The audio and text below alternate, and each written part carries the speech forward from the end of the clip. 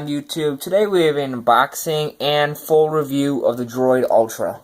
Take a look at the front box. You can see it has a typical Droid logo / picture, and then right below it says Droid Ultra, and this is Verizon's and Motorola's thinnest 4G LTE phone, so that's a great improvement. And if you look on the side of the box, it says Verizon 4G LTE certified.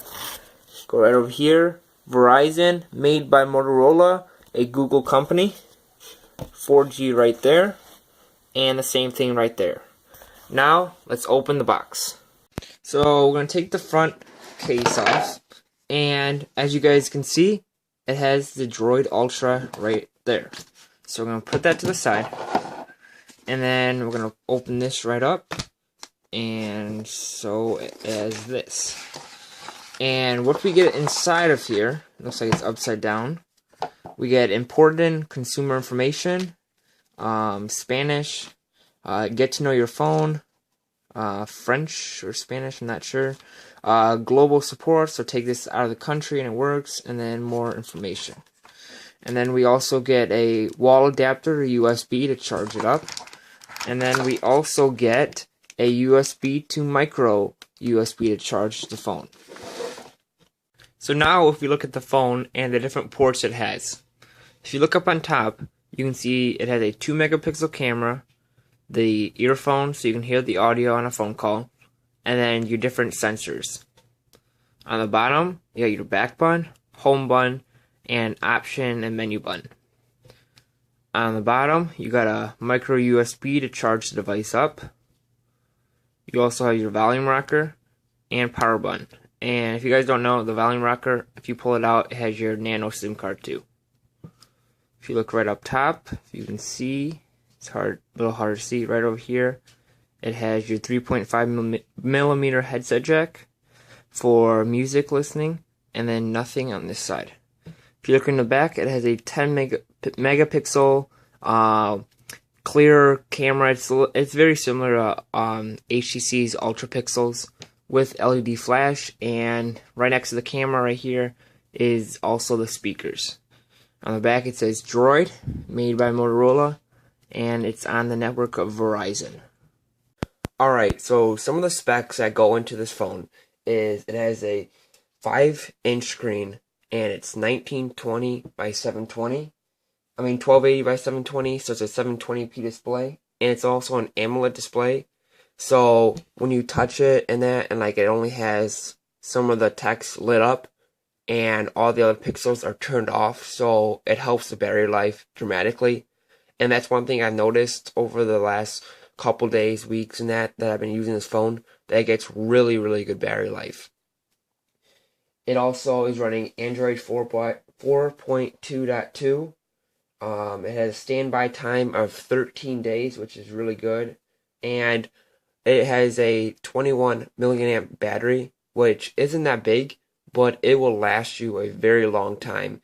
Motorola has some really good battery technologies, and it lasts me many days without charging it, and I use it for quite a bit of stuff like playing YouTube and games and testing it all out.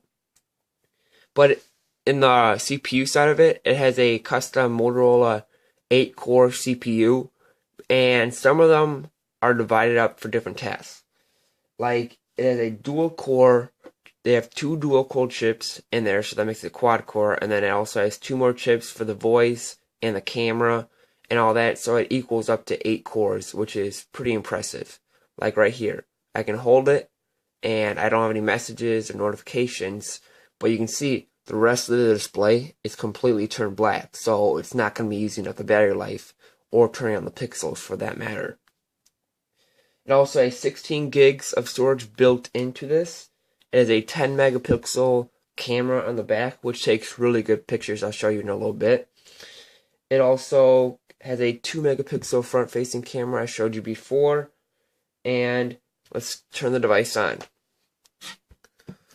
Alright, so as you can see, it's fairly stock Android. Motorola did a little bit of changing around, but for the most part, it looks pretty stock Android, so that's a good thing.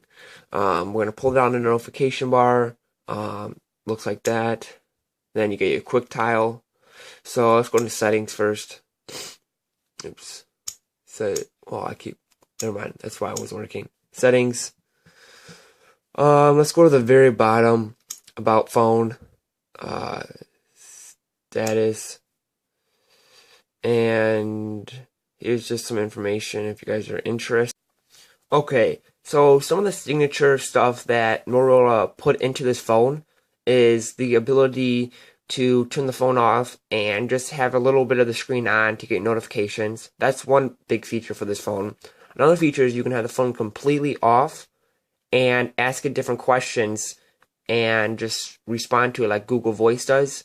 So you can have it phone off and just turn it on and like that, which is pretty cool. Another feature is the camera. You can take a picture, and if anybody else is near you that has an Android, you can just share it to them. So it's similar to the Samsung apps that they do, so it's kind of nice. And one widget I really do like is this one. It's a Motorola widget that you can share it to your TV, like beam your display to your HD TV if it works right. Here's the weather. You can add different cities, and right now it's 33 in our city, which is a little chilly. It tells you your battery life, 50%, and then you go right to your settings, and if you don't want it that big, you can make it smaller. If I can click on it, yeah, like that. I think that is a really nice app. So now I'm going to take a couple pictures so you can kind of see the picture quality of it. Alright. So, let's focus on that.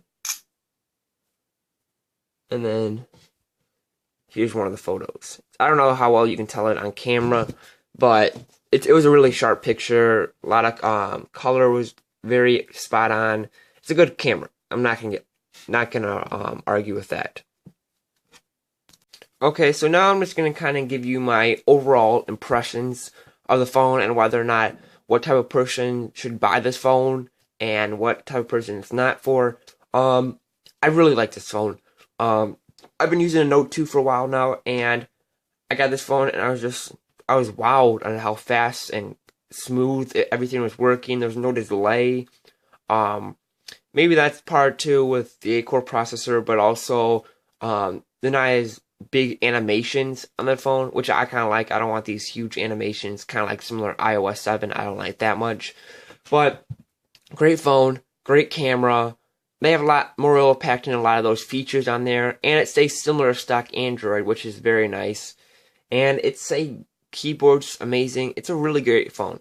And this phone could be for anybody. It's nice and thin. It's the thinnest 4G LTE phone out there currently.